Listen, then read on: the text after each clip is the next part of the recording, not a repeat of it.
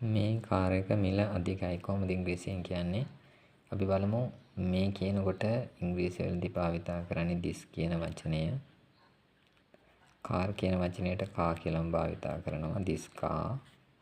මේ මිල අධිකයි කියනකොට අපි පාවිච්චි කරන වචනයක් තියෙනවා expensive.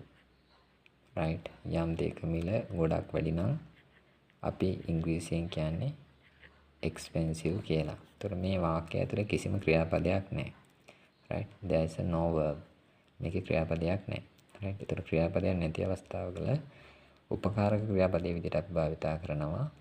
මෙතන කතා කරන්නේ එක වචන නාමපදයක් නිසා is කියන උපකාරක ක්‍රියාපදේ නැත්නම් helping verb එක පාවිච්චි කරනවා. this car is expensive. මේ කාර් එක මිලාදිකයි. අද හුඟක් සීතලයි. කොහොමද ඉංග්‍රීසියෙන් කියන්නේ? It's rather cold today. It's rather කියන වචනේ පාවිච්චි කරන්නේ හුඟක් කියන අදහස ගන්න.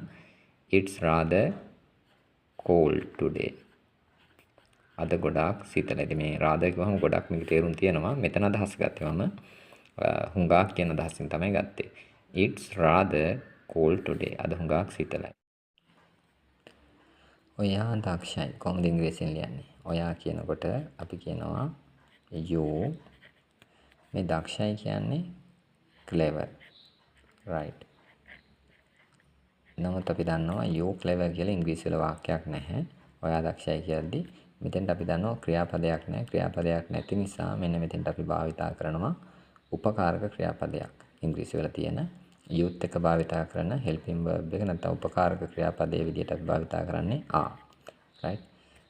you are clever. ඔයා දක්ෂයි.